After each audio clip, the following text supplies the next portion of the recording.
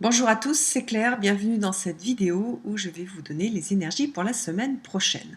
Alors pour ça, j'ai utilisé un jeu que j'ai en anglais mais qui existe aussi en français. En français, il s'appelle un souffle de magie, pardon.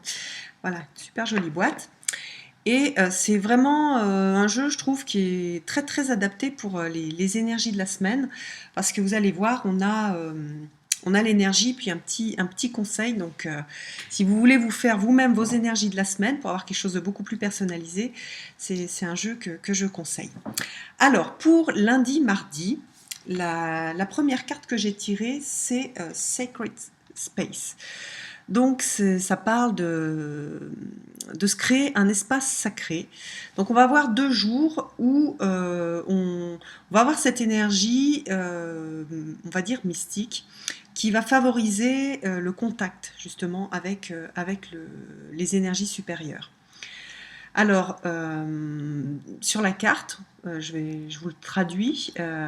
Prenez le temps quelque part, pour laisser vivre le rêveur en vous. Trouvez votre pouvoir dans la tranquillité, dans votre espace sacré.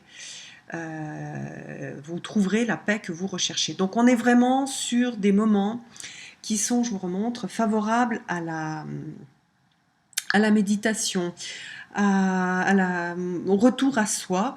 Voilà, donc certaines personnes, donc, je vous dis, le font dans la méditation, dans la prière, dans des rituels. Certaines autres personnes, ça va être dans des endroits calmes, dans la nature, ou dans un sport dans la nature.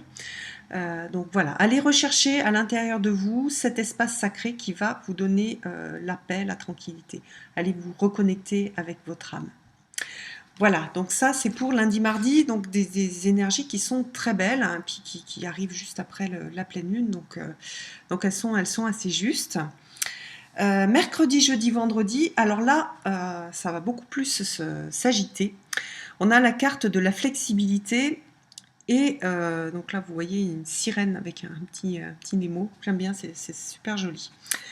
Et le message, c'est en gros de vous laisser, de vous abandonner au flot des turbulences. Donc on a une carte de lâcher prise avec l'idée de s'adapter et de ne pas casser en fait. C'est vrai que on a aussi ça dans la philosophie asiatique. L'idée de lâcher prise et de se laisser emporter par le flot des événements sans résister trop fort, parce que si on résiste trop, on risque de casser. Donc voilà, ça va bouger, mais laissez-vous porter par ce qui se passe. Ne résistez pas, n'essayez pas d'imposer une volonté. Adaptez-vous, laissez-vous emporter dans ce tourbillon-là. Et puis, pour le week-end, on a une belle carte aussi, qui est une carte un peu semblable à la carte de lundi-mardi. Donc cette carte, elle dit vos rêves vous ont choisi, vous. Trouvez l'accomplissement en poursuivant votre destinée, c'est la magie de la vie. Bon, c'est assez abstrait comme message, mais on est quelque chose sur, voilà, assez proche de lundi-mardi, c'est-à-dire le retour à soi, le retour à tous les messages que l'on peut avoir à travers les rêves, à travers son intuition, pour se trouver soi-même et pour être bien en soi-même et trouver cette paix, en fait, c'est cet endroit où il y a une sorte de calme intérieur. Donc, pareil que pour lundi et mardi, c'est favorable à la méditation, à la prière, pour se poser,